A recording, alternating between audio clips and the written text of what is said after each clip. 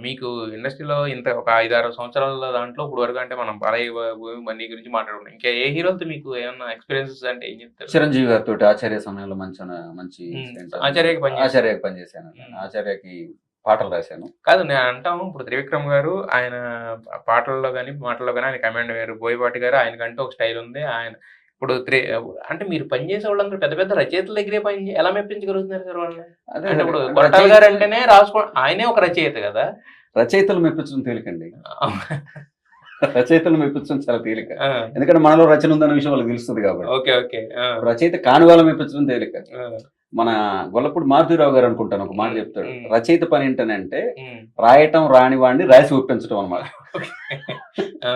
So, నాకు వీరితో పని చేసినప్పుడు చాలా సౌలభ్యమే. హ్మ్. ఎందుకంటే తెలిసిపోతది. ఓకే. ఓకే. ఆటోమేటిక్‌గా ఆ! ఇక్కడేంటి అని. ఇద్దరు సంస్కృత పండితులు మాట్లాడుకుంటున్నప్పుడు హ్మ్. వాళ్ళిద్దరికి అర్థమైపోద్ది ఏం మాట్లాడుకుంటున్నారనేది. అవునవును. ఒక సంస్కృత పండితుడు, ఒక మామూలు వ్యక్తి మాట్లాడుకుంటున్నప్పుడు వచ్చినటువంటి డిఫరెన్స్ ఎప్పుడూ ఉంటది. సో కాకపోతే ఇప్పుడు వస్తున్నటువంటి జనరేషన్‌లో హ్మ్. 99% మంది దర్శకులు హ్మ్. రచయితల నుంచే వచ్చారండి. ఓకే. మరి అంటే ఆచార్య సమయంలో ఏంటి? ఎలా ఉండేది? ఆచార్య సమయంలో నేను మణిశర్మ గారండి. ఈ సందర్భంగా చెప్పుకోవాలి మణిశర్మ హ్మ్. గారిని. హ్మ్. ఆ అవకాశం నాకు మణిశర్మ గారిచ్చారు. ఓకే. పాట రాసారా పాట ఆచార్య? రాశాను. హ్మ్. మణిశర్మ గారికి దగ్గరికెళ్ళినప్పుడు మణిశర్మ గారు ఒక సందర్భం ఉంది. ఇది నువ్వు రాస్తే చాలా బావుంటది హ్మ్. అని చెప్పేసి హ్మ్. ఒక సందర్భం నాకివ్వటం జరిగింది. నేను హ్మ్. చాలా రాయటానికి ఏ ప్రయత్నం పాట చేశాను. హ్మ్.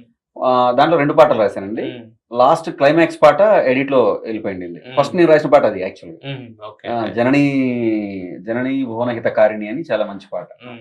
అది రాశాను. అది విన్న చిరంజీవి గారు రాసాడు. ఎవరు ఈ పిల్లాడు అనంటే కొత్త కుర్రాడండి. 'కళ్యాణ్ చక్రవర్తి' అని రాసాడు. మొన్న ఈ హ్మ్. మధ్య 'అలవైకుంఠపురం అఖండ' రాసాడనంటే చిరంజీవి గారు పిలవటం జరిగింది. హ్మ్.